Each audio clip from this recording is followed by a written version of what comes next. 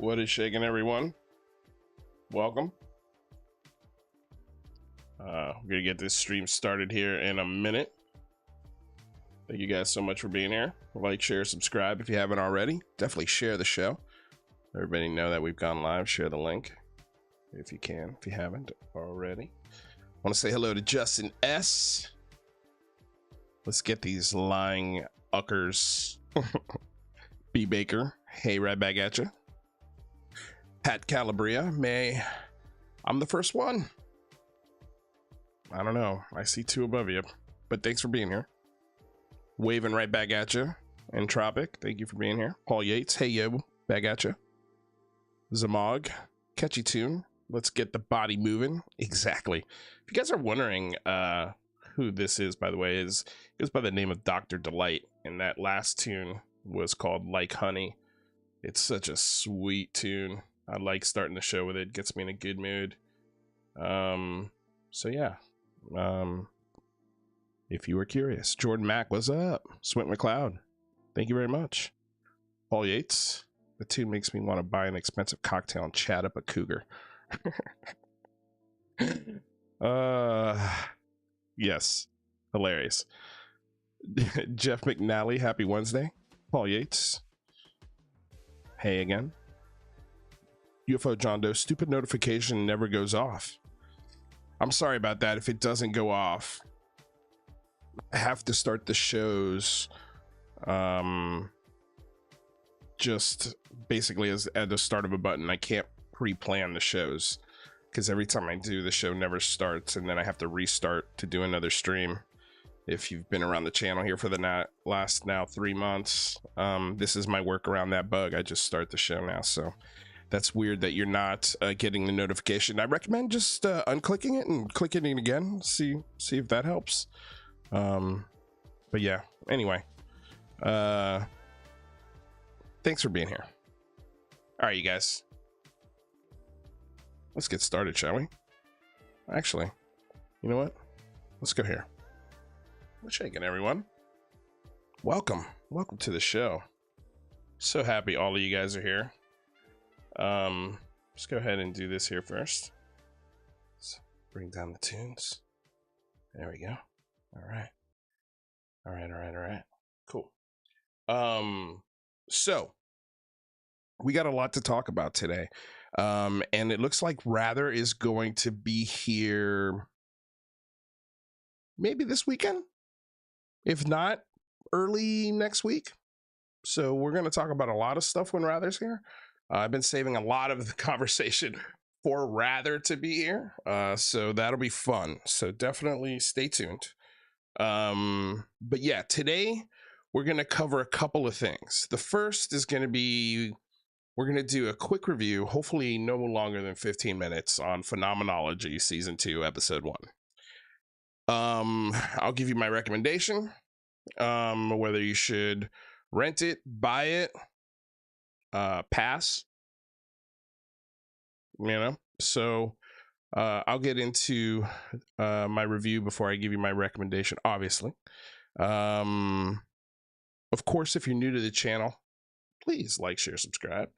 And if you've already done all of those things, including ringing the bell, all free things, if you want to be generous with your hard-earned money, we've got a Patreon. Check it out. No pressure. Either way, the show's free. I know I've promised a podcast here. I'm going to get on that this week. I'm sorry, I've just been going through, there's just a lot of stuff going on, primarily a huge car issue, so I've been dealing with that, and auditions and rehearsals, and it's just been crazy. It's good, everything's busy, so I mean, they're all good problems to have. I mean, not necessarily good, but they're, the grind, baby. The grind, just like all of you guys out there, I'm sure, have your grind. So yeah, so everybody, Sheldon, evening, hello. Robert Vargas, thank you for being here. Simon Fly, I see you. Jeff McNally, I see you. Thanks again, guys, for being here. So yeah, so it's been pretty crazy. So I'm sorry I don't have a schedule.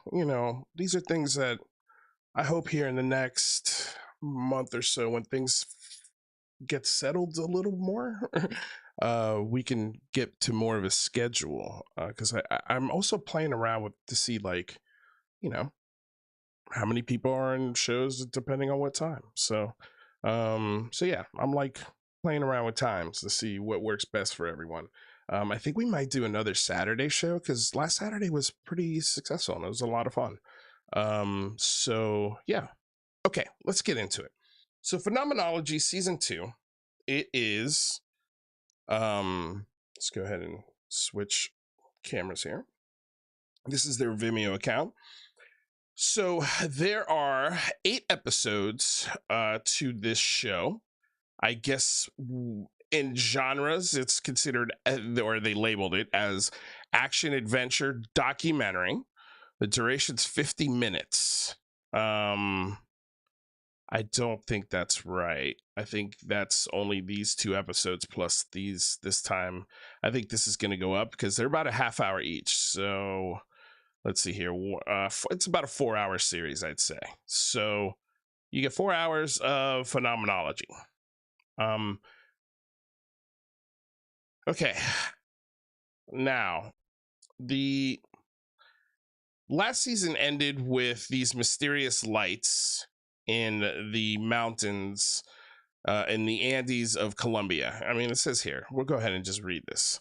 For the at least 500 years, 2 hills in the Andes of Colombia, La Peña de la Huaca and El Mohe, have been associated with bizarre lights and unidentified anomalous phenomena, UAP.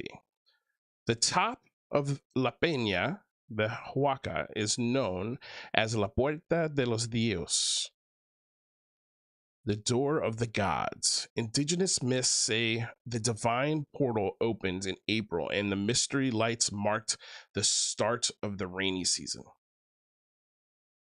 In local legends, the first bishop of Tabio was convinced the lights were the souls of saints, and in 1608 AD, he baptized La Peña de la Huaca as El Cerro de las Luces Danzantes, the hill of dancing lights. So this is the myth.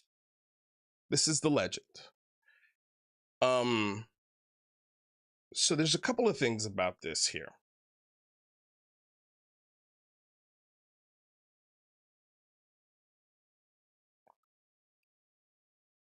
I wouldn't put it past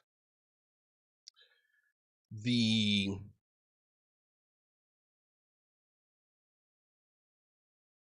leader of this tribe 500 years ago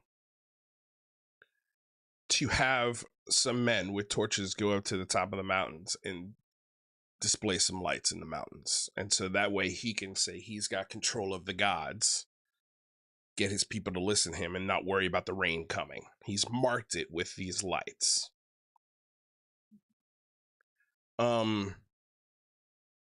It's not that big a leap to think the smartest guy in the tribe would do something like that. So that's where we start. I'm only gonna play a few seconds of clips because I just don't want to get flagged for nothing, basically. So this is the light that they filmed last year,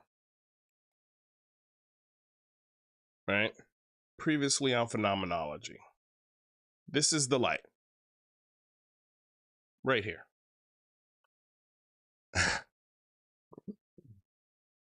We'll get back to this image in the review here in a couple minutes. So they go through previously, right? And then now they just go straight into graphics as to where they are in Colombia. And so let me start off with some positives. Again, this is coming from, now this is my actual expertise, is film. So these opinions are coming from that. Is there a little biased maybe with some of this because of some of the people that are involved in it? Probably. But I'm going to try my best to be as down the middle as I can. There are some really beautiful shots in this series. Visually speaking, for the most part, it looks great. There aren't any, or at least compared to last season, there aren't as many herky-jerky movements with the drone camera, which is nice to see. How that plays out through the season, not 100% sure. But I mean, for example, this shot right here, it's gorgeous. Absolutely beautiful.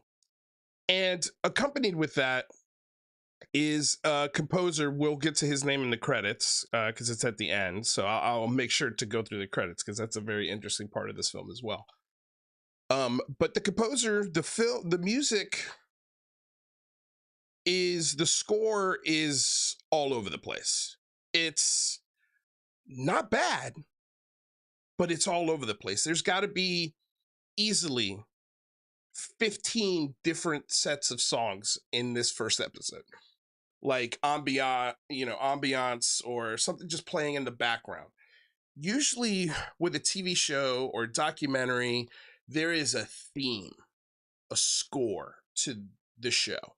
You can intersect that with other moments of different kinds of music to accompany scenes, but for the most part, there is an underlying score to the whole thing.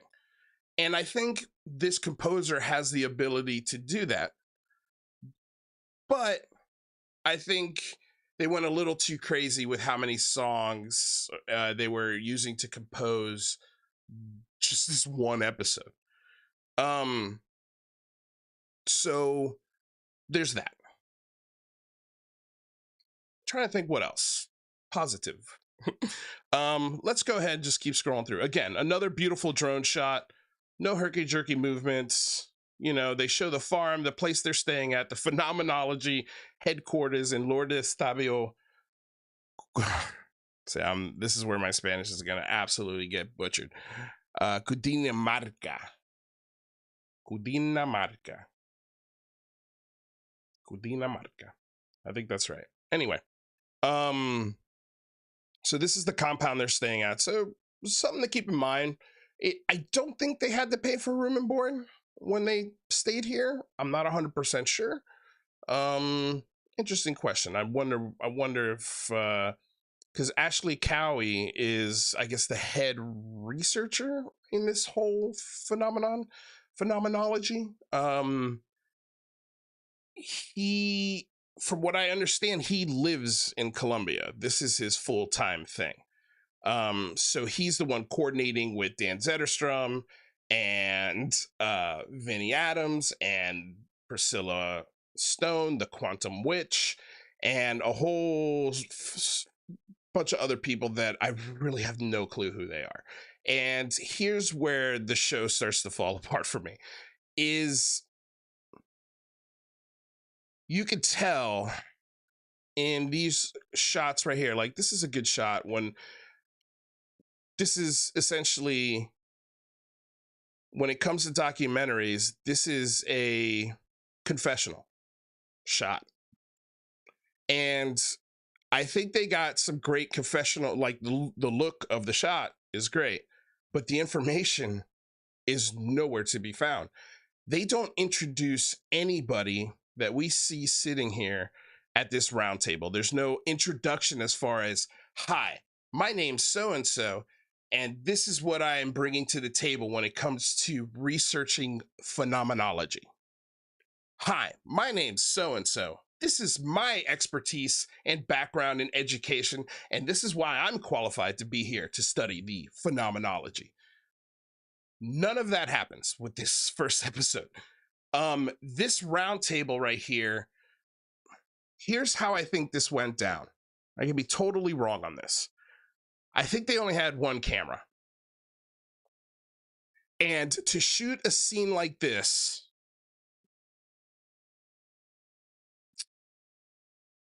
let's see here.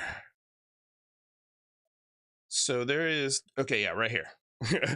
To shoot a round table scene is really difficult.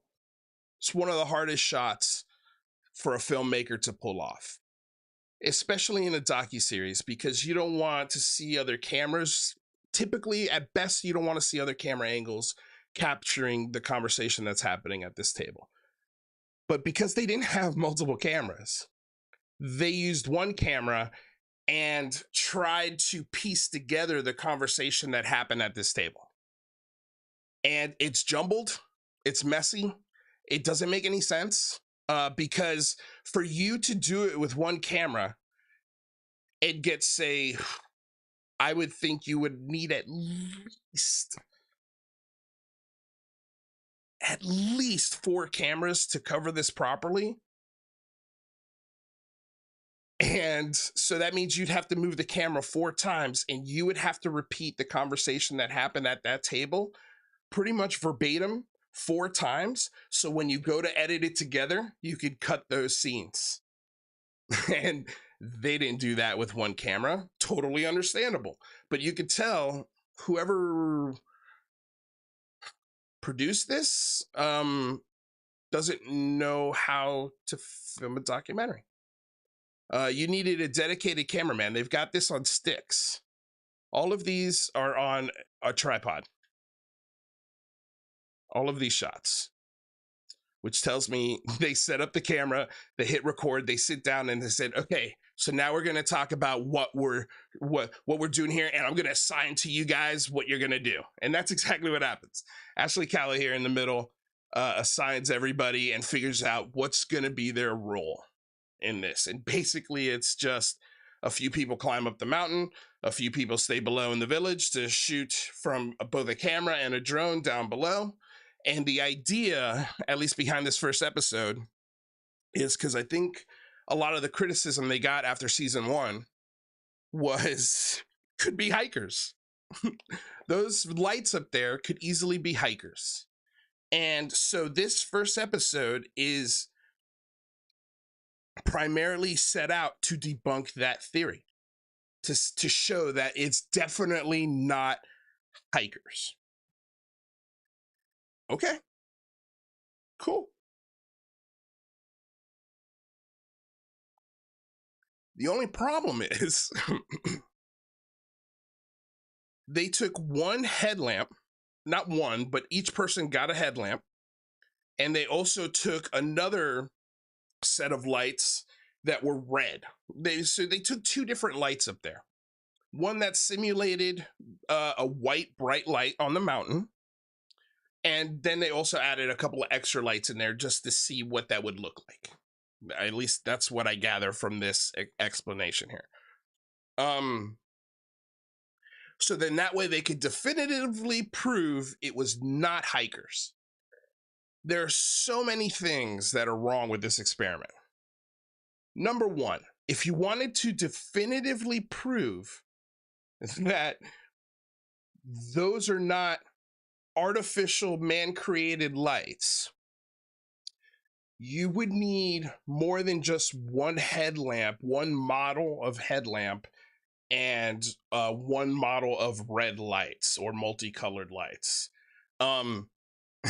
You would need to have every single flashlight and light producing object and flame torches and run the experiment with each one of those to see which one either matches or doesn't not match the previous footage at all. You can't just take one model up there, one flashlight, and go, okay, this is going to be the only flashlight that we test this theory against. It's a broken model. It doesn't feel very well planned. It doesn't seem like a good time spent on the resources or the time that you're there to try and prove that these lights are a phenomenology, something otherworldly or that we don't understand, that's not in the science index of things that we know, the unknown, whatever you want to label it, UAP, UFOs, whatever. It's just, it's really, really choppy through this whole process right here. So again, none of these people are introduced, or when they are, they're not being specific as to what they're bringing to the table. It's just like, hi, I'm this, or it's just a title card that says their name. And it's, again, we'll get to the credits at the end of this. So they decide that the crew's going to climb up the mountain with the lights. Okay. Vinny's going to stay down with the drone. Some of these guys are going to go up. Like, yeah, here we go. UAP researcher Jennifer Lucas. What does that mean? UAP researcher. It's so vague. That could be anyone. Literally anyone. There's no school, there's no degree, there's no reason other than all of these people at this round table have a bias for the most part, at least as far as I can tell. They think these lights are 100% real. There's no doubt in my mind. Everyone thinks these lights are real or some phenomenology. That's what I mean when I say real. Very serious shots of Vinny Adams, you know, typical stuff. Okay, so again, here's the previous footage of these lights. We'll get to that in a second. Test flying the drone, catching shots. Vinny's got a thermal camera on the drone he's very excited about that he's never used. Again, more talking. Like, I would want to play some of these clips for you guys, but I don't want to get into an argument with YouTube, and I don't want to get flagged for something, you know, that's not that shouldn't be flagged. Whatever. Okay, so Priscilla, like Quantum Witch, again, they don't introduce her, what her expertise is, what she does. It's just Priscilla Stone, Quantum Witch. If this is my first time stepping into the phenomenology or this curious conversation, and I saw this show and I saw this, I'd be like, what the hell does that mean? I would have no clue what that means. Is she the Quantum Witch? Does she think she's a witch? It's just confusing. I know that that's her handle. Like, that's her Instagram. That's her Twitter handle. That's how people know her by. That's what her show is called. So again, all of these people, as far as I can tell, are just podcasters and believers and curious. Going back to the tribal leader creating a legend artificially 500 years ago, and now it's 2023 and the legend is still strong. It's not out of the realm of possibility if Ashley Cowie is there most of the year, if not all year round. For at this point, I know he speaks Spanish. I know he's been in that area for a long time, and they know who he is. Would not shock me if they're doing the same thing that maybe that tribal leader did. In other words, you know, they close the mountain when they know they want lights up there so nobody could go up there and actually investigate it while it's happening. There's always you'll see, and I'll show you the difference between the light that they captured last year and the light that they produced in this film so you could compare, and you'll see they're pretty much the exact same thing. Pretty much the exact same thing. And it wouldn't shock me if that compound that we saw in the beginning of the movie was also an Airbnb and serviced as tours for these lights. Would not shock me in the least. Wouldn't shock me. I haven't researched that. That's just a guess, but wouldn't shock me. It just feels like that legend is, again, a draw, an attraction to maybe come visit that town, bring in different dollars, build an economy off this kind of stuff. I mean, now you've got a little TV show built on it. I mean, it's not very difficult to see how these people can coordinate to create artificial lights at the perfect time that nobody's up there. You know, it's a hard climb, but it's 3 out of the 3 people who went up there made the climb. So imagine 500 years ago, they would have jogged up that or sprinted up that climb, and they would have gotten up there much, much faster. You know, like, it's not out of the realm of possibility. So, you know, again, this is not very scientific. It's not very well planned out. It's shot and lit pretty well. As you can see here, like, for a testimonial, this doesn't look bad. You know, like, look, listen, early one morning, I watched a large blue light moving fast around the summit of Huaca. After a few minutes, it hit in the rock at the top. Juan Sebastian Castaña Soto, 2012. Psychologist, Tabio. So, like, this is, again, it's just a story. It's just a little story. You know, again, with this round table. Man. All right. Let's see here. There's a really funny moment in here, and this will be the only moment I play of I think of the show. is they get up to the mountain, or they set up there. Let's just go ahead and fast forward here a little bit. Again, no introductions. They go out for tacos. We don't really get any like deep conversations. They're just these like awkward 3 shots and just, you know, packing the lightest of things, because it's a day trip. This hike is a day trip essentially. They like, people go up there all the time. Let's see here. You know, it's raining. Okay, so here's the hike. And if you watch Cosmic Judas's recutting of their trailer into a horror movie trailer, it's pretty hilarious. And a lot of this footage comes from this moment. So yeah, so here they are again, testing the drone, talking about it. Not like, again, like, I feel like these moments could be filled with better information about the people that are invested. This is the first episode, and I know nothing about any of these people that are on screen. Nothing. They don't explain who Ashley Cowie is. They don't explain who Dan Zetterstrom is. They don't explain who Vinny is. They don't explain Quantum Witch. They don't explain, and I don't, excuse me, but I don't know the other people's names.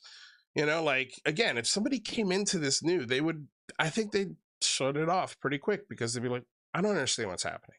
It's very confusing. And again, because I think it's being produced and filmed by people who aren't real filmmakers. Now, that's not to say that in 10, 15, 20 years, they won't be great filmmakers, because this is how you do it. You actually get your hands dirty, you edit, you film it, you make mistakes, you learn, you go back, you do it again. Like, the difference between season 1 and season 2, it's gotten better. I will give it that. Like, it has gotten better. But you got a long way to go. A long way to go. You know, you can't just... People think, you know, like, they could just make movies. Like, it's just an easy thing to do. We'll just make a documentary. Don't worry about it. We'll just bring one camera. We'll just do it, man. Do it on shoot. We can do it for almost nothing. I think they lost money on this, if I had to take a guess.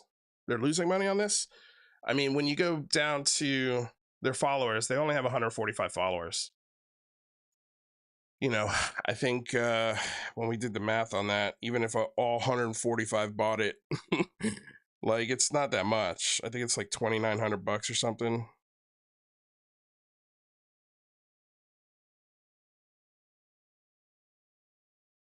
Yeah, $2,900. Yeah. I mean, just the flight I checked the flight from Heathrow to Columbia right now. We're a month out into August, and it was, cheapest was $1,200. Most expensive, of course, it goes up to like $5,000 or whatever. So yeah, or it wasn't even that much. It was like $3,200. So I'm sure the tickets from Heathrow to Columbia were pretty expensive. I'd say Quantum Witches and the other American podcasters that were there, I'm not going to call them researchers, because I don't know what they do. I don't know what they do other than go, wow, oh, the possibility. Ooh, people say it's this, people say it's that. It's like so vague, so random, and again, is broken, just doesn't make sense. So okay, so Dan gets to the top of the mountain. That one guy barely makes it. He walkie-talkies down. And I mean, like, look, to be fair, I'd have a tough time climbing this mountain for sure. That would be a hell of a hike. So props to them for climbing up there. They talk about the drone. Okay, so there's a really funny moment. Let me get to it. where they're building up to the launch of this drone, and Vinny's so excited that he's got thermal cameras, right? And this happens. Let me see here. Wait, where is it? Yeah, I'm a minute off. Yeah, all right, here we go. So this is really funny. This is just really funny. What's that light in the sky? It's Venus. Oh wait, let me turn it up. Okay, listen to what happens here. Vinny sees something in the sky. We are launching a drone. Wait, hold on. It's good thinking, actually. The whole valley are going to be so seeing funny. these lights in the top of Waika. What's that light in the sky? What's that light in the sky? It's Venus. It's Venus, says the cameraman. That's how much he wants to believe. He can't tell Venus. That's how little he looks at the sky. He cannot tell Venus from a UFO.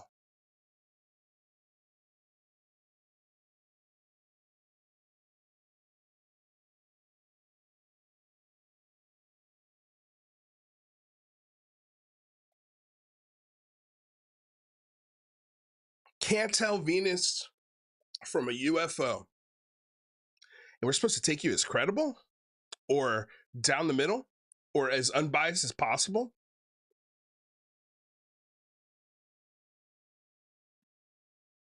But it gets even funnier. Check this out. We are launching a drone. Over. Launching the drone. Well, listen what happens. There she goes. There she goes. You hear that beep? Can you stop that noise at all? No. Don't know what it is. He doesn't know what that beeping is on his drone. So here's the problem now. Whatever footage you do capture on this drone, I don't think you can count it as reliable footage because there's clearly an error going on with the drone. And what's hilarious is they didn't show any of the drone footage with the thermal camera. I wonder what happened. This is what happens when you don't have people who know how to use their equipment using it for the first time to shoot a documentary. So this is, if I had to recommend to people, and I said I was only going to cover this for 15 minutes, and I think it's been about 45. Or no, I started at 5:30. It's been almost a half hour. Okay, twice as long as I hoped. But as I scroll through this, I just think of things from, again, a filmmaking perspective. We didn't get any of that footage. And so what they do is they take, the exact same cameras and even a bigger camera with a bigger lens on it to take photos of this so they can compare it to last year's footage and say to the world, see, do you see? There couldn't have been hikers. Look, they're different. Even though earlier in this show, Quantum Witch was talking about how the lights are sometimes yellow, sometimes blue, sometimes this, sometimes that. But now all of a sudden, because they're not the same, that's proof. It's like they painted themselves into a corner here. It's absolutely wild. Okay, so.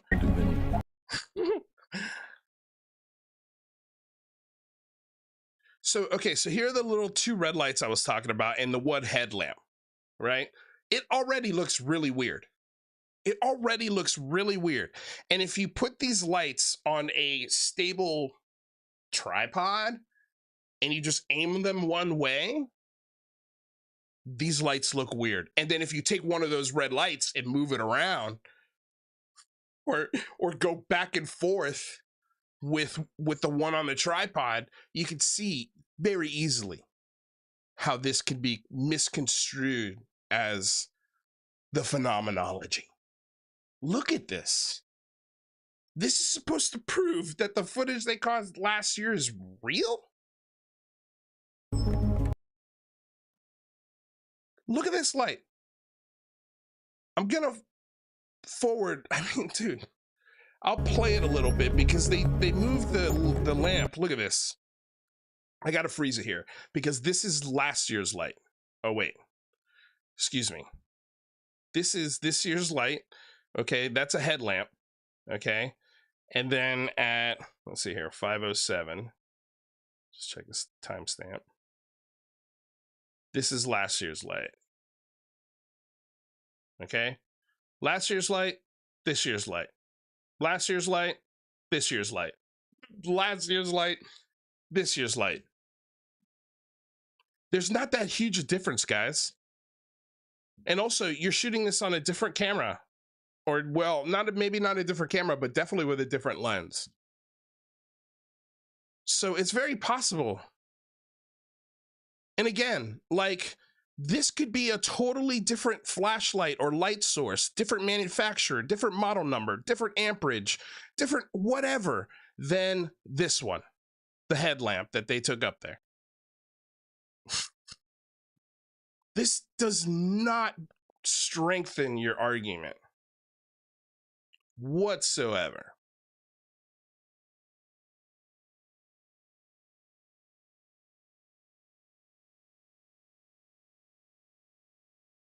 Again, beautiful shots. Totally give you that. But yeah, I don't. We're gonna film you. I wouldn't say good filmmakers. You know, everybody's super happy, pat themselves on the back. Case solved, you know? Okay, so here's the last thing I'm going to talk about is the credits. Again, this is just like a commercial of, hey, bro, watch my show. Hey, bro, subscribe. Which is fine. I get it, man. I totally get it. But when you go to some of these shows, they're labeled as science podcasts, and they're not. They're labeled as news podcasts, and they're not. Yeah, it's just, I don't know, man. It's, you know, Ashley Cowie, History Fuzz. Well, that doesn't give me a lot of confidence that you're a scientist of any kind. Vinny Adams, Disclosure Team, totally not biased there. Dan Zetterstrom, That UFO Podcast. You know, Quantum Witch. Let's see here. Walter Payne, Space Analyst. Like, how hilarious is that title? If that's a title or a show, I don't know. But Walter Payne, Space Analyst. Like, how hilarious is that?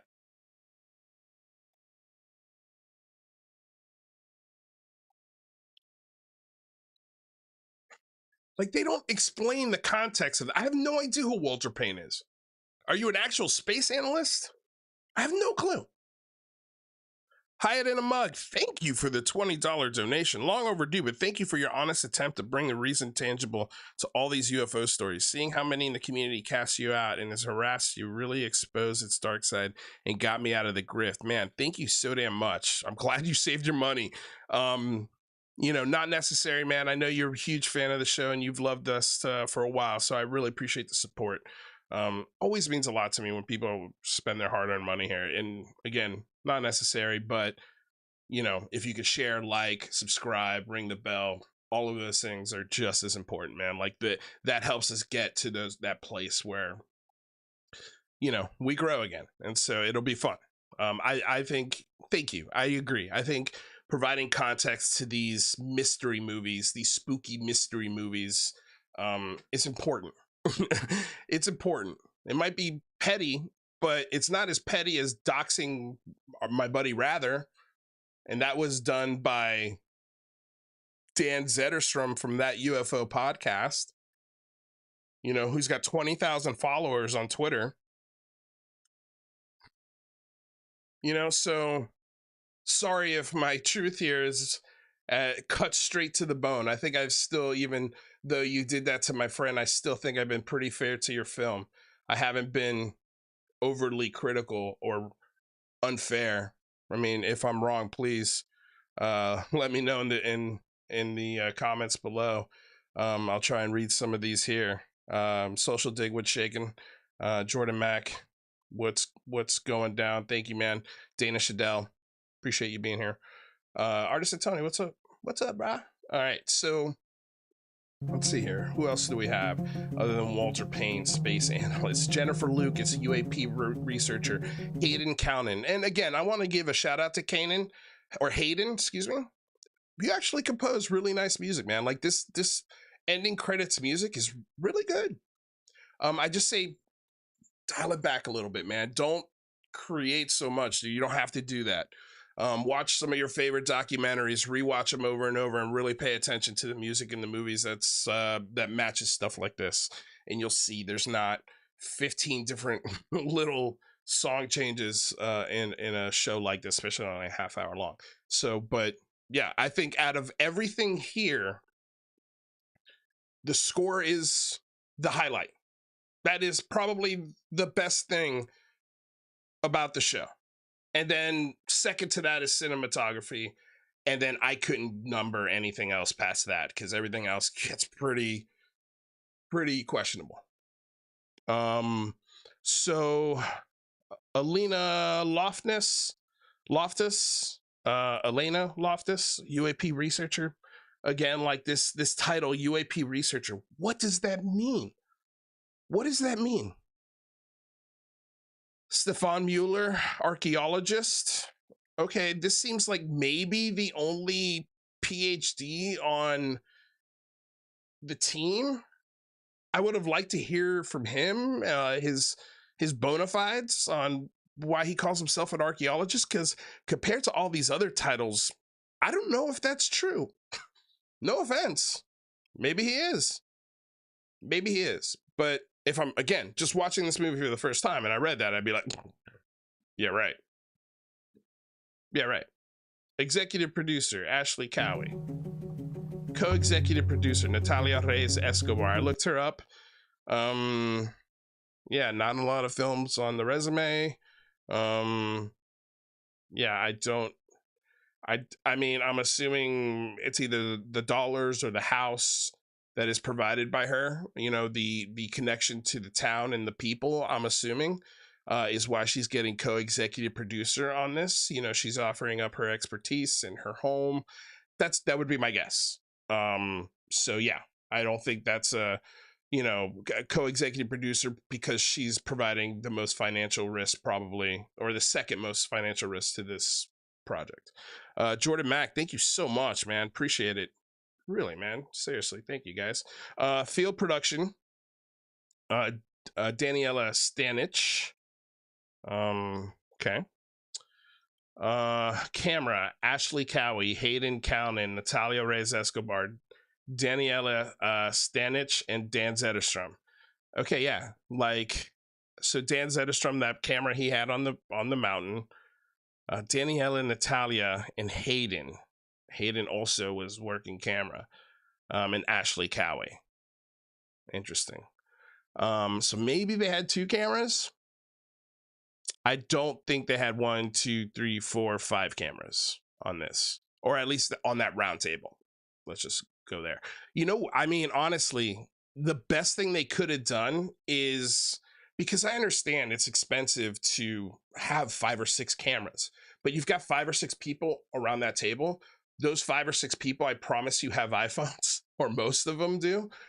You could have put all those phones on a tripod, gotten multiple angles, gone through that speech once, and then cut it together. Just download everybody's footage onto a hard drive from their phone, and boom, you've got, 6 angles on HD. And if you wanted to film it in 4K, you could have done that too. But I think 4K is, I don't recommend anybody film in 4K. The files are insane. Unless you've got the supercomputer to hold the files, never film in 4K. 1080p is totally fine. 1080 HD is like, it's the standard right now, right? So you could have gotten away with that, and it would have been way better than what you guys did. Drone, Walter Payne and Vinnie Adams, right? So I think I would guess that Walter Payne is the one who did those really nice sweeping shots, and the unknown thermal loss footage was Vinnie Adams. Drone mapping, Walter Payne. Audio, Ashley Cowie. So they're doing the audio and the cameras at the same time. Like, yeah, it's a shoestring budget. Music and FX, again, motion graphics, Dominic Burgess. And what's hilarious, man, is I have an actor friend named Dominic Burgess, who's actually a British actor, who's a really good actor. Yeah, I was like, Dominic Burgess, and I looked him up, and there's a graphic designer that's also in the UK. So all of those map graphics were done probably by this gentleman. And all of those things look good as well. That's would probably be number 2 or 3 on my list. Like, those graphics were great. The motion graphics. So hats off to Dominic Burgess, both motion graphics expert and actor friend. Security, Julio Fuentes. So I'm assuming that's just local security when they went up the mountain, things like that. Calm down 4K isn't that bad, dude. I think those files are huge. They're enormous. They're enormous. Yeah, it's way better. Let's be clear. 4K is way better, but not everybody has a 4K phone. Most everybody does have a 1080p phone. So that's why it's better than doing what they did. I guess is my point. Okay. So yeah. So Phenomenology, rent, buy, or pass. I'd say pass. Hard pass. This first episode doesn't make me want to spend $20 on the other 7 episodes. Yeah. No, thanks. I'm good. I think I'm good. But if you guys watch it, or if you guys want me to review episode 2, episode 3, or the deep dive, season 3 deep dive review, I'd like to see when this eventually premieres, season 2 review. Like, so funny. They only had enough footage for 6 episodes. I mean, I don't even know what these are about. Oh man, that's interesting. Anyway, all right, you guys. So that was Phenomenology review. I'm gonna go ahead and X out of that. Okay, so the next thing I really wanted to talk about was this right here. But you know what? I've been drinking a lot of water.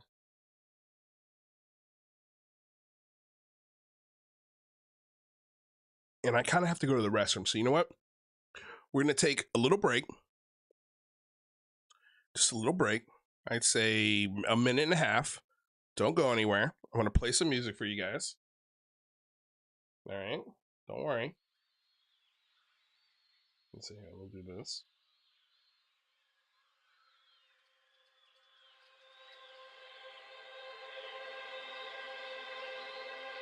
Do that. Make sure it doesn't blow out any ears. Yep. This is a little slow. That's a little too poppy. There we go. That's a good one. Let me turn it down though. Let me turn it down. There we go. All right, y'all.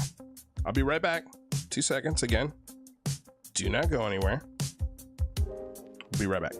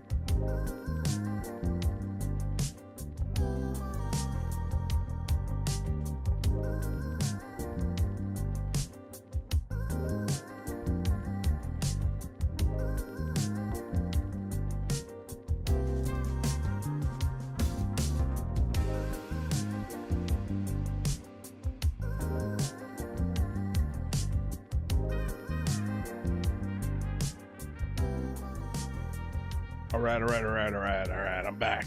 I told you. It wasn't going to be that long. All right, so we are back.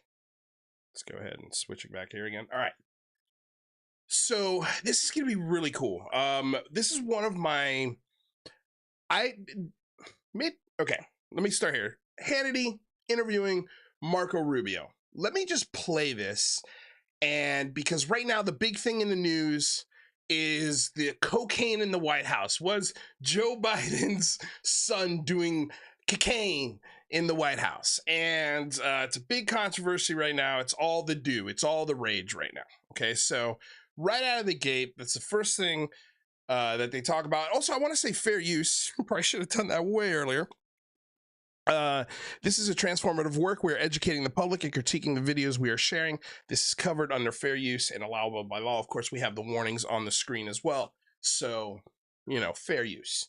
So here's Hannity talking to Marco Rubio. And this first clip really made me think of something. And I think I had a little bit of an epiphany today. This was a big moment because I think I want to say figured out, but man, I came up with a damn good rational explanation as to why we have a bunch of retired ex-military, high-level, top secret clearance type of gentlemen, and occasionally a lady here and there, just one really, but coming out and starting some kind of foundation or some kind of research group that looks into UAPs on behalf of the public for members of Congress, as if we need this middleman.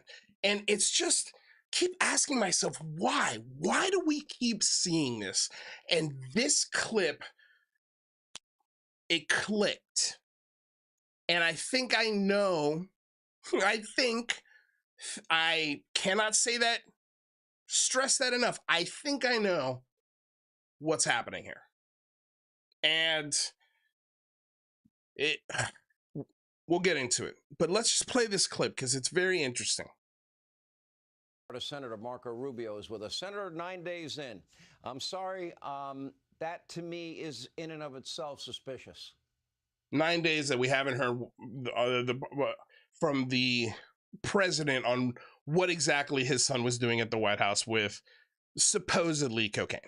Well, it gives new meaning to the name White House, and so it gives me new meaning to the name White House. So that's a critique. That's a knock. That is, he's taking something, an illegal substance, and he is using it to delegitimize and make the president and his family obviously look like deviants and unpresidential and breaking the law and all these things, all these tropes that come with the war on drugs. Okay, you got to be tough on drugs. Little Marco Rubio. I'm from Miami. And I could tell you about the stories about Marco Rubio, but you would just look at me and say I'm crazy. So instead, I pulled this.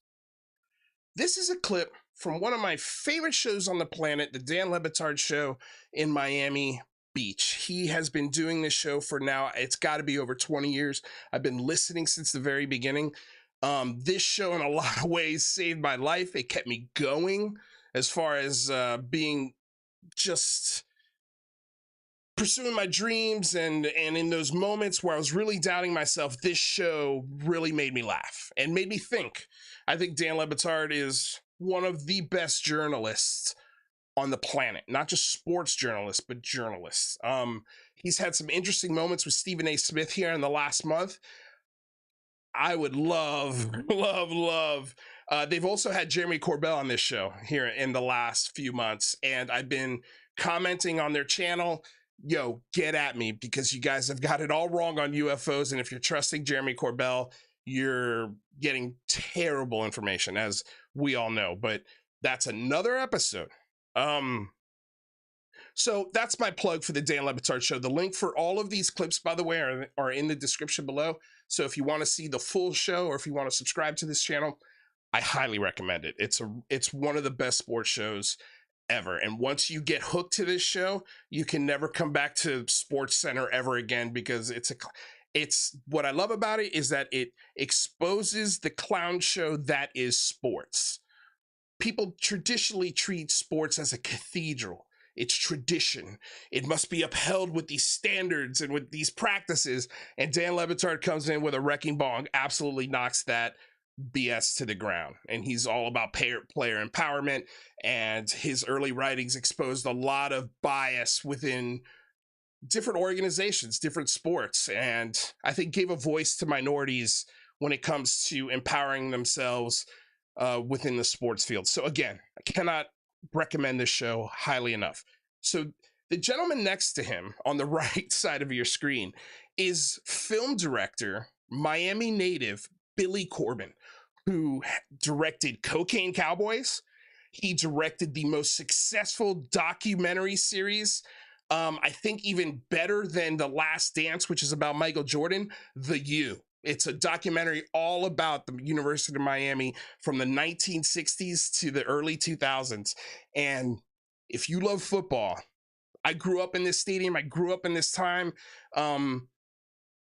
It's an awesome documentary. This guy's a great filmmaker, and he's also very politically active in the state of Florida and in Miami. And he's very sharp when it comes to politics. And because Miami is the Wild West when it comes to politics, and in a lot of ways it's sort of the beacon to Washington on how to pass things. They look at Miami and how Miami politics works and formulate that in their state and or for national political agendas. So like Miami is an absolute wild town, and so they do a segment called Because Miami, and every week Billy Corben comes on and talks about a politician, yada yada. So just to give you a little background as to why you should take this opinion and these facts, and know this about Marco Rubio.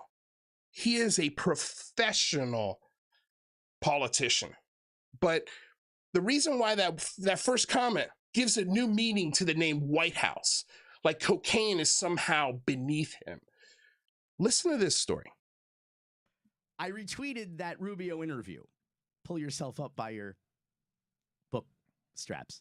And I wrote, Rubio hasn't had a real job since he babysat his brother-in-law's cocaine stash house in 1985. His sugar daddy, Miami car oligarch, and former Philadelphia Eagles owner Norman Brayman financed his entire political life and even bought him a teaching job at FIU. So that went viral, that tweet. I guess a lot of people don't know this history of Marco Rubio, which starts, of course, with the big lie that his family fled Fidel Castro's Cuba as opposed to Batista's Cuba. You mentioned that.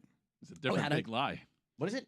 It's a different big lie. It's a pretty giant lie, though. The starting point on this, okay, so you made your point. For Cuban Americans. It's a pretty big lie. The starting point on this, you don't lie about something like that. From the beginning through the ancestral roots. Because if you lie that you fled the Castro regime when it started to get bad, but you were like you were some sort of political advocate, like you fought, you tried before you left, that was like the admirable thing to do.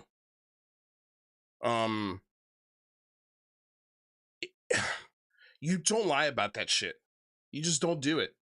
Turns out, well, listen to the rest of the story. Of not just his campaign, but his family life.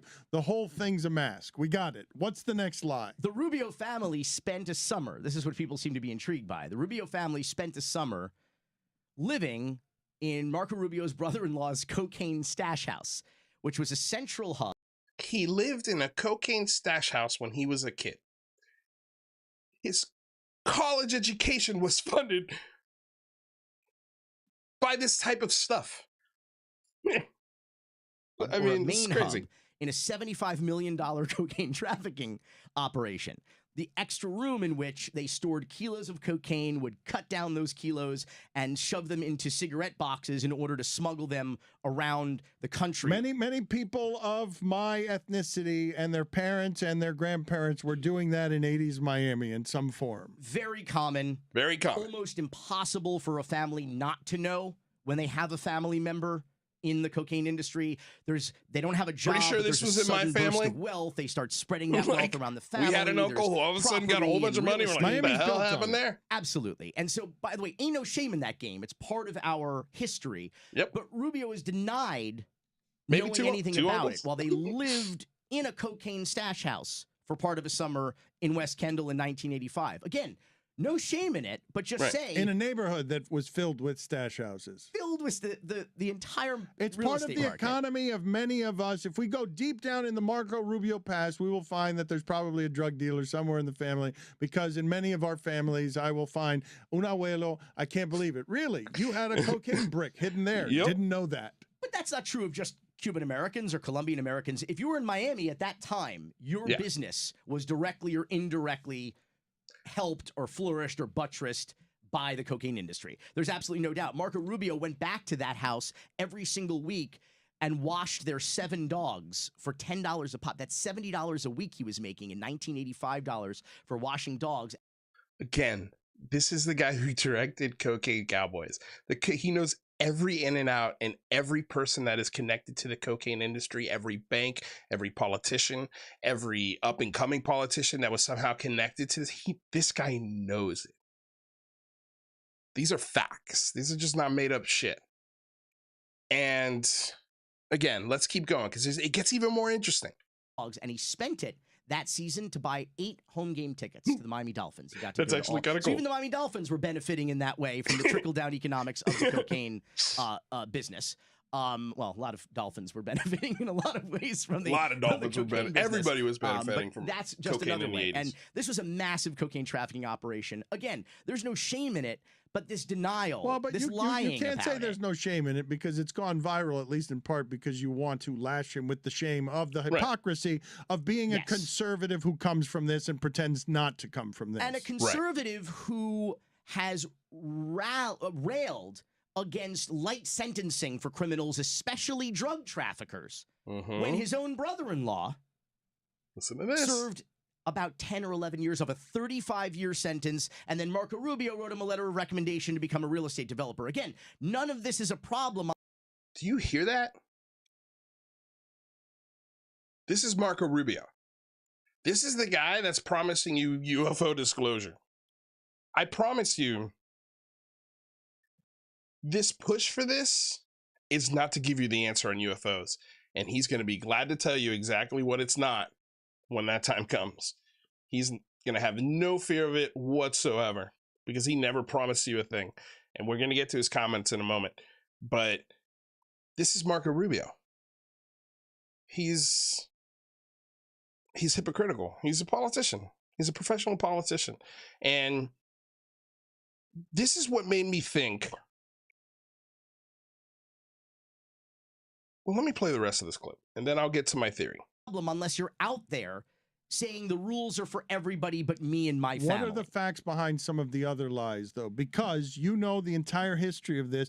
I don't believe the people listening to this, Billy, understand. The reason I've been wanting to talk to you about Marco Rubio for a long time is you have your culprits around here that you bash. And for some reason, this guy here has escaped your attention for a while. And I want everyone listening to this to understand what his factual history is. Try not to soak it in calling him a liar. Just tell me where the facts aren't consistent. But it's not just the lies. It is the hypocrisy, and it is the idea that this is a guy who has somehow pulled himself up by his bootstraps. That this Right. that everybody should use him as a model for what to do. Because we don't all have sugar He was given daddies money by like millionaires. Norman Brayman, Right. who who wouldn't spend the money on Reggie White, but would make it rain.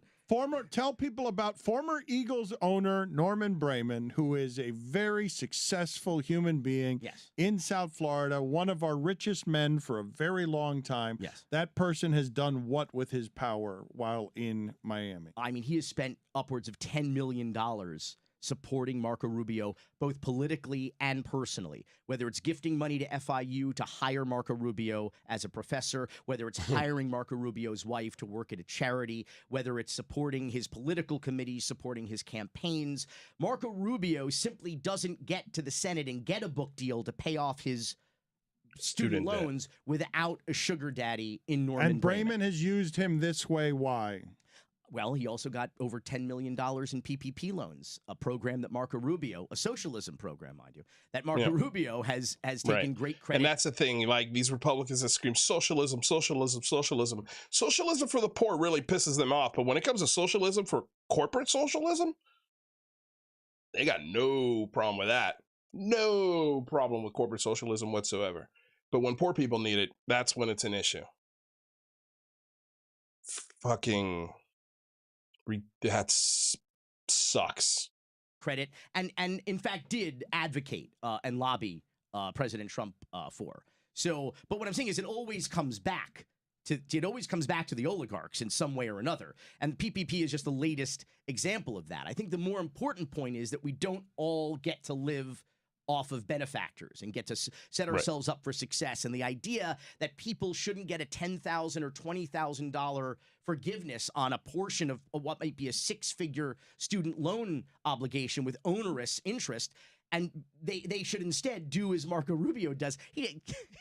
This is an insane hypocrisy and double standard. We also have a guy whose BFF and whose roommate, when they were in the House of Representatives in D.C., his roommate, who he actually co-owned a house that wound up in foreclosure in Tallahassee when both of them were in Florida state government.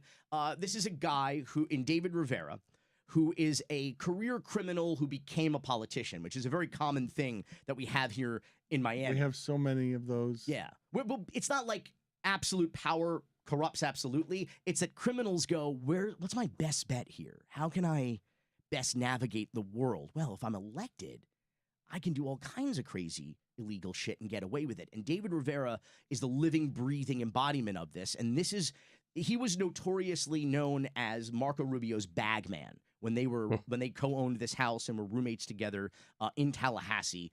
He is a guy who was one of the OGs on the crime that we'll talk about more today, which is the ghost candidate schemes that the Republicans use to siphon votes away. They illegally finance ghost candidates to siphon votes away from Democrats in elections. So We will talk to Matt Dixon from Politico about that later in the show. So this guy committed an outrageous crime for which both of his co-conspirators, who he recruited into this scam, both of them went to prison for this crime. But Catherine Fernandez Rundle, the lead prosecutor, the state attorney, people might call her a district attorney, but in Florida it's known as a state attorney. She had a 54-page indictment, a report from the Florida Department of Law Enforcement hanging this guy for these crimes, and she let the statute of limitations run out. And then our U.S. attorney down here in the Southern District of Florida let the statute of limitations run out. You better believe that David Rivera's connections to Marco Rubio had something to do with that. David Rivera is now the subject of an intense federal investigation because it turns out he may have laundered $50 million for the socialist regime in Venezuela. He got paid $50 million to directly connected to Marco Rubio. The reason why I don't know is he never did any work for it. But all of the money wound up. You see the red flags yet? In some criminal billionaire's yacht company over there. You think this guy's giving you the truth on UFOs? Or he's going to give you the truth on UFOs? This guy. So people are going, well, wait, if he wasn't paid to do any actual work and all this money filtered through Venezuela into all of these other people and enterprises, what was that for? Now there's a major federal investigation, but the man still has walked between the raindrops, has not been indicted. And this is Marco Rubio's best friend who is allegedly laundering money for Maduro and the socialist regime of Venezuela. So once again, people who rail against socialism, people who rail against dictators and authoritarianism in every other country in the world except for our own are benefiting from the largesse of these criminal regimes like the narco-kleptocracy in Venezuela. This is Marco Rubio. Matt Dixon is going to join us here. So why do I play this clip again? This got me to thinking as to why is he being so vague? At the same time, when it comes to legislative language, they're asking for more, not only power to look into these programs, but money to fund the office. And here's my theory. I think Congress is moving quickly and moving fast on funding and writing legislation for this new UAP bill, for this, but whistleblower moment, for these people to come to Congress and tell their stories. I think this is going to go on for 2 to 5 years. I really don't know. But in that time, the budgets get bigger, and we keep getting congressional hearing after congressional hearing after congressional hearing, to a point where it reaches a spot in between there where then nobody's getting the answers that they want, or they keep hitting roadblocks, or something's not right here. That's when I think you're going to get the Ryan Graves, the Timothy Gallett's, the Avi Loeb's, with all of their independent research groups, and they're going to solicit senators and congressmen, which they did today. Ryan Graves did that today at Senator Gillibrand's office. And they're going to say, hey, you're not getting the answers. You're not getting the answers that are really there. Trust me, I'm an F-16 fighter pilot and didn't actually see it. I'm just inferring that I saw UFOs. But trust me, I, wink, wink, nudge, nudge, saw them. And they're not telling you the truth, Senator. I'm a pilot. Please, let me look into this for you. I could look at this section of the sky with a fraction of the budget. I think this budget is going to start bleeding into contracts, military contracts. And I think these entities are going to take advantage of those military contracts. And in 5 years, when the government is throwing a whole bunch of money and a whole bunch of time and a whole bunch of scientists, and they all come back with no, I guess it's nothing. But hey, here's the positive. We've got this section of the sky now that we're looking at. We destigmatize the conversation, so our pilots report weird things. So we'll always now be able to look at the weird things when they're reported. That's good, right? Even though we spent, I don't know, how much are we going to spend on this? 500 million? $1 billion? How big is this budget going to get in 5 years? Think about that. This could end up being a lot of money. And even if it's only $1 billion, those contractors that get contracts to look at this stuff for 5 or 6 years, $100 million contract for you, $100 million contract for you, $50 million contract for you, $20 million for you.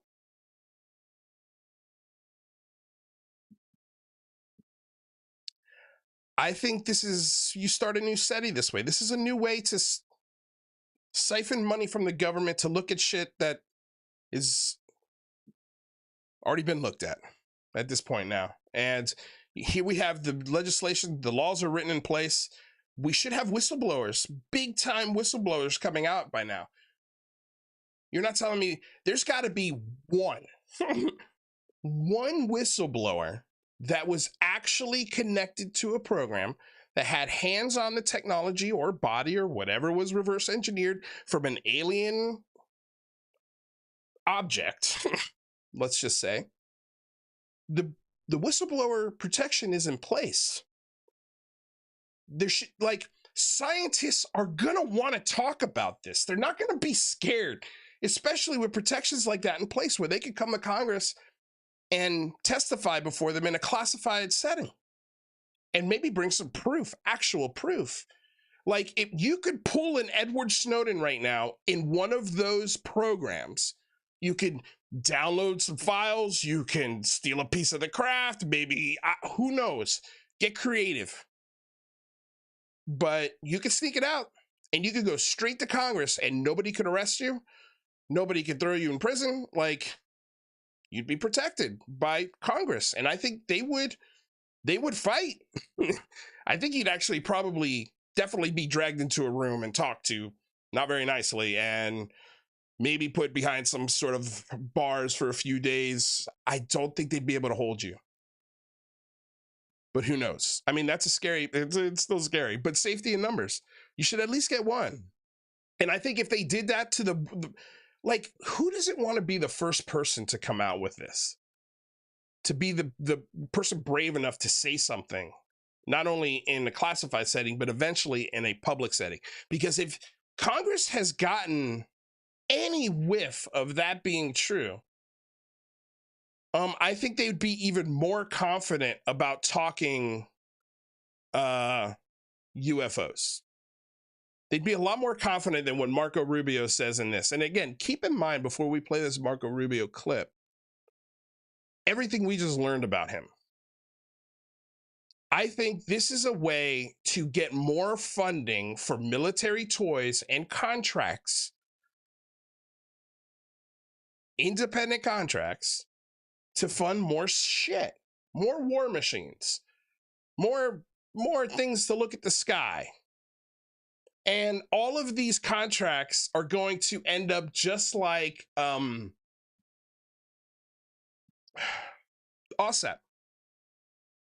Broke. Oopsies. We spent all the money. Oopsies. Oopsies. We spent all the money. We didn't find anything, but man, we really tried. 20 million? Gone. 50 million? Gone. Yeah, no, we bought all this equipment. You should see it. We're trying to sell it now. Like, I think this is just a money grab, man. I think this is a money grab by some insiders that can infer information, join these groups, so when these groups approach Congress and lawmakers, they can convince them, hey, we need more money. We need independent minds looking at this. We need independent scientists, independent eyes, experts that have been in the field, that know military speak, that have been on the inside, Senator. Like, we need money. We need money, Senator, to look at this for you on behalf of the American people. So when we find something amazing, we won't tell them a fucking thing, and we'll just give it straight to you because you're funding it, baby. You're funding it, baby. Like, I think that's it. I think that's it. That explains the movie deals. That explains the harsh criticism to any sort of pushback to this narrative, because they do not want that cash flow or the potential of that cash flow, the potential of those contracts to be put in jeopardy. And so they viciously attack anything and anyone that says, hey, wait a second, that doesn't make sense. Or ask the simplest of questions. And they have carved their way through the UFO community and figured out exactly which shows, which podcasts, which influencers subscribe to this bullshit. And those are the only ones they talk to. And there's some big ones. There's some really, really big ones. That UFO podcast is a huge podcast. They're issuing in, I think, another decade, maybe even two, of mystery to cover tech that's going to be public in 15 years. It's going to turn out that all of these things that people looking in this zone are catching are probably ours.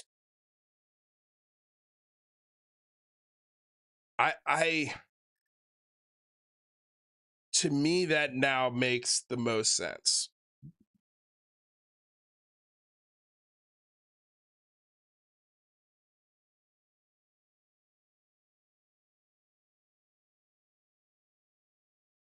Let's listen to what Marco Rubio said. Committee, and you're really involved in foreign affairs. There've been a lot of articles lately about UFOs. I know this question is a little out there. Is there any truth to any of this? Well, we don't know. All I've said is we have people that have very high clearances, both today. We don't know. All I've said is this. He's setting you up right there. And every time he answers this question, he leads with something like that. He's setting you up for this to be Chinese drones and or our tech eventually down the road. He's going to give you this vague answer every time, and he's going to start like that every time. So that way, when you don't get UFO, when you don't get alien visitors, he can look right there and go, listen to all my interviews, guys. I always led with, we don't know what this is. We're looking into it. We need a bigger budget to look into this. We need more money in the NDA. We need Title 10 authority. All this stuff. We need more time. But listen to what he says. Today and in the past, who did really important work for our government or continue to do important work for the government, who have come forward with some claims about the U.S. having in the past recovered exotic materials and then reverse engineered those materials to make advances in our own defenses and technologies. That's the claim they make. That's the claim they make. Now, I don't know if those claims are true or not. I don't know if those claims are true or not. He could be lying about that. Either way, though. I do know is that one or two things is happening here. I can tell you this, though. If he saw something incredible in a classified setting, he wouldn't be prefacing everything here like this so much. I think he'd be a little more confident and lean one way if he saw evidence in a classified briefing that he just can't talk about. But if he's confident that, hey, this is something other than China or our stuff, I think he would lean a little more. And again, this is someone who sits on the right committee to see these things, not Tim Burchett. Tim Burchett does not sit on any committee that gets access to any of this kind of stuff. He just doesn't. He doesn't. This is a senator. Here, either they're telling the truth, and that is something that obviously would be the biggest story in human history, or we have people in really important positions of government who are crazy and who are out there making up stories and who are... Look at his face. He's pretty serious about this. And I think there will be consequences, possibly, if it turns out that these guys are lying. Because I can tell you, if this ends up with a whole bunch of guys getting military contracts from Congress, and somebody investigates into how that happened and how that resulted in no results, there's going to be a lot of questions, especially if the budget gets out of control. So he's very clear here with what he's saying. Like, so that way, if it does get into that realm, he could slink away, just like he did when it comes to him living in a cocaine house, just like he did when his roommate and best buddy are getting out of federal indictment charges, just like he did when his brother-in-law, only served 11 years on a 30-year drug charge, but publicly is super harsh and legislatively is super harsh on drug offenses and drug dealers and the war on drugs. And in a now shocking revelation, he's connected to funding, in a way, socialism in Venezuela to create some sort of internal upheaval and chaos there. The United States has been messing in Venezuela for a long time. For a long time. And they've been trying, there's a lot of oil in Venezuela. A lot of reasons why you would want civil unrest there. Find any excuse you can to send the military in there and bring some order to a part of the world that needs order when there's other countries all over the world that could use actual help. It's only when it's in our interests. And funding socialism, a really left socialist party, being a Cuban immigrant that lied about fleeing the Fidel Castro regime, and he fled 5 years before that happened during that Baptiste regime, which was the ultra-right authoritarian. Listen to how he's setting himself up to slink out of this when people get in trouble. I hope if you're pushing this, you're paying attention to what Marco Rubio is saying. Hope you're paying real close attention. Obviously would be the biggest story in human history, or we have people in really important positions of government who are crazy and who are out there making up stories and who are still in positions of importance. Either one is a big problem. So we've got to figure out which one of these two it is, because the second one in particular would be very troubling. The second one in particular would be very troubling. Again, aliens is the least of this guy's worries. I mean, maybe he uses this as a slam dunk, you know, to point out and to be like, look, this is how I prevented wasteful spending, depending on how this coin lands, man. He's that kind of politician. If this turns out to blow up to be a whole bunch of bullshit and fake spending, you're going to see Marco Rubio flip on this real quick. I don't think Senator Gillibrand is going to be quite as ready for this. We'll see. But we don't. All we know is claims that people have made. These are credible people that have done and continue to do important work for the country. And by law, we're required when they come forward as whistleblowers to take their claims seriously and to investigate them. But we just don't know. That's the answer. Senator Marco So there it Rubio. is. I mean, you guys, like, I don't know what else I have to, you know, what else has to be shown that every time these senators and lawmakers talk, I feel like it's always taken out of context and used for the believers as some win, as some touchdown dance.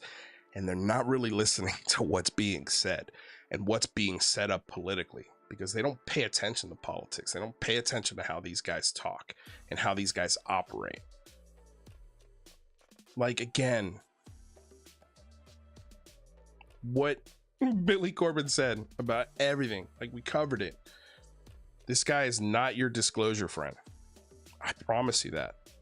He's not the shining hero. He's not the presidential candidate that's going to be the disclosure president. I promise you, he's not going to be that. He's going to use whatever he can to his advantage if he can line his pockets in the process. But I don't know. I mean, it makes sense. 2028, you know, like that 2028 year makes sense. I have a feeling that's about when this process will end. And it'll be a much longer process. It'll be the definitive final, this is it, we're not looking into it anymore until they show up on the front door study of UFOs. Because when we pull back from this, it's going to end up being a huge waste of time, a huge waste of resources, and a huge waste of money. But at least we'll know 100% definitively, and therefore going forward, hopefully for the rest of time, we never have to look at this again until there's an actual reason to look at it.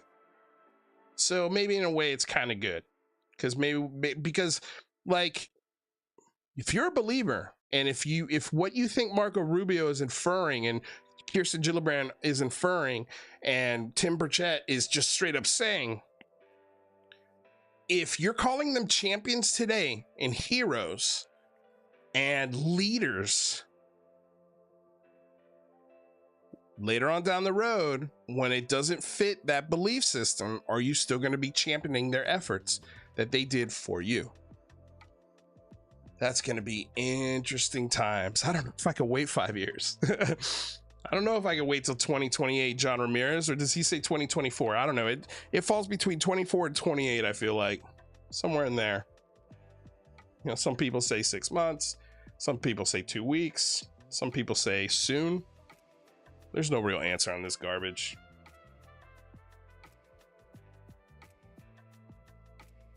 It's wild.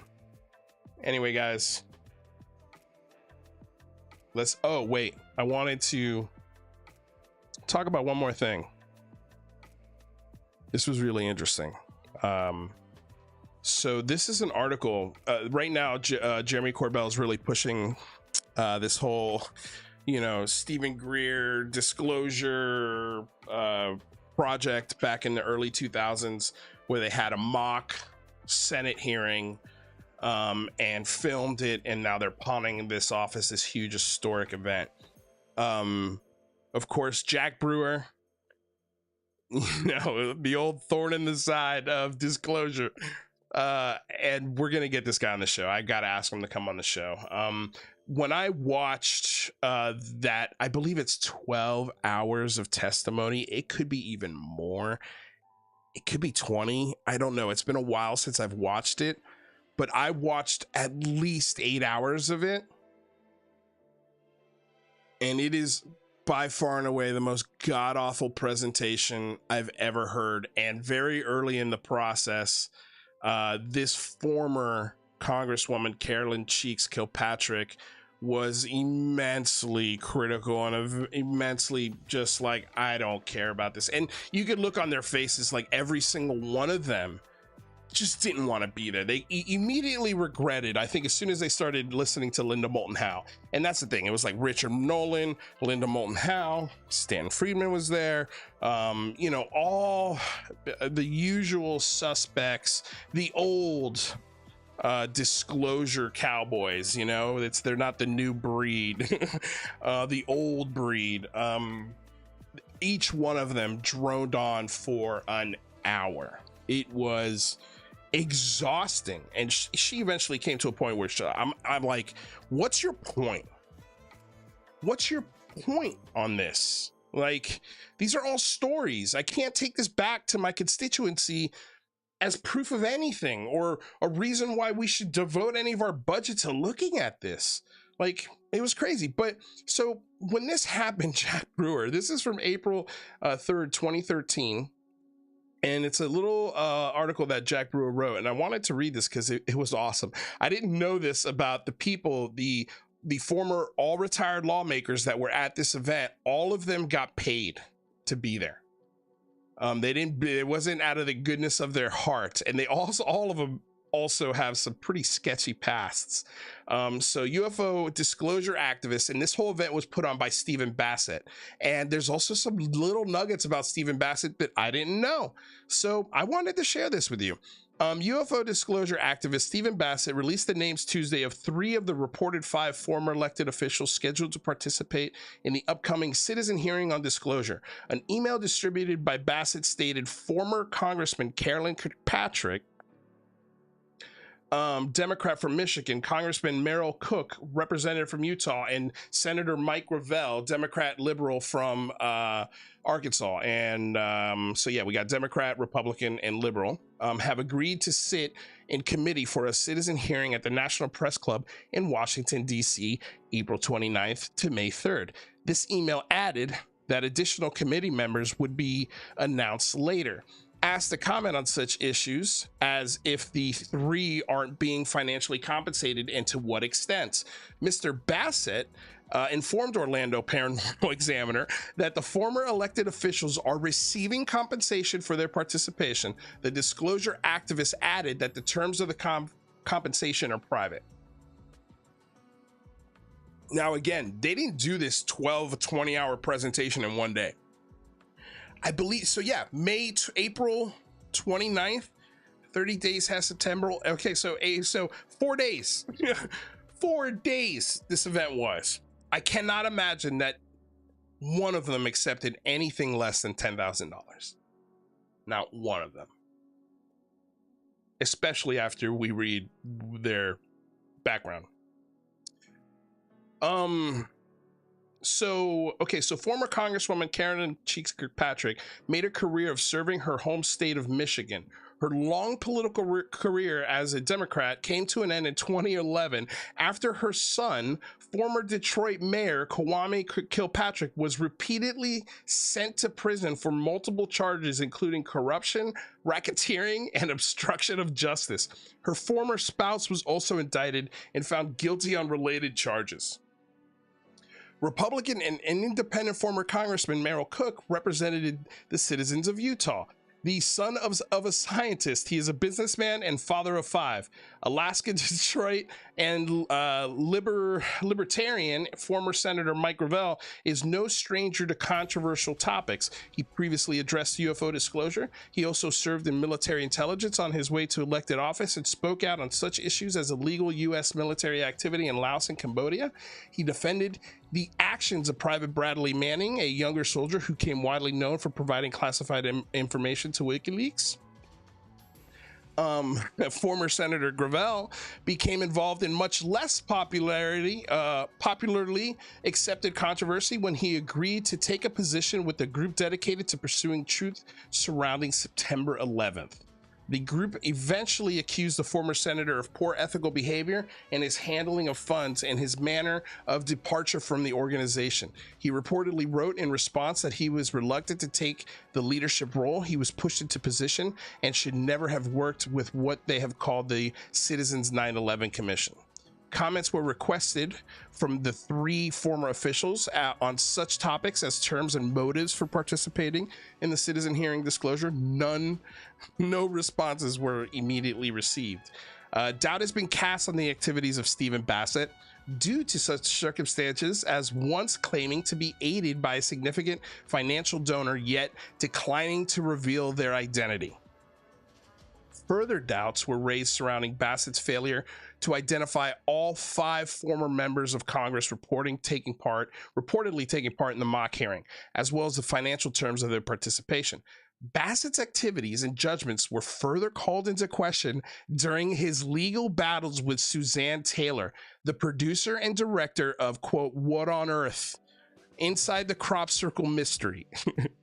Miss Taylor reportedly allowed Bassett to stay at her home, loaned him money, and supported his activism. He later sued her for defamation and requested financial settlements.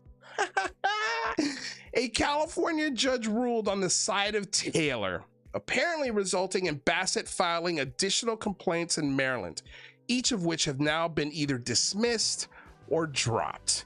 Taylor indicated the ordeal was distressing and cost her both time and money. Many critics have expressed concerns that the citizen hearing lacks the capacity to achieve measurable results. And that sentence right there has aged very well. That citizen hearing has done nothing to move the ball forward on disclosure. Not a damn thing. It was a mock trial that wasn't taken seriously, and people were paid to be there. The stated goals are not feasible. They argue, particularly given the selected strategy of providing testimonies to former lawmakers. Bassett supporters nonetheless express great enthusiasm about attention being given to the subject of UFOs and an alleged extraterrestrial presence. They are eager for the hearing to commence and the production of its related film, Truth Embargo, to proceed. Bassett has achieved hero-like status in certain circles, representing the hopes of members of a demographic long starved for their beliefs to be shared and validated. You could have written this today, and it's true 10 years ago. This is a 10-year-old article, and it still holds up. It is aged like a fine wine. We've got to get Jack Brewer on the show. That is going to be a very interesting conversation. Very, very interesting conversation. Anyway, you guys, that's the show. That is the show. Thank you so damn much for hanging out. The donations that we got, I cannot appreciate it enough. I mean, seriously, thank you so damn much. Chris Johansson, let's see here. I'm not positive, but I think it was stated way back when they got 5K per day each per day. So that's 20 grand. That's 20 grand each. That's 5. Damn, dude. 20, 40, 60, 80, $100,000. Just wanted to count it and make sure, because my head math sometimes ain't right. Damn, dude.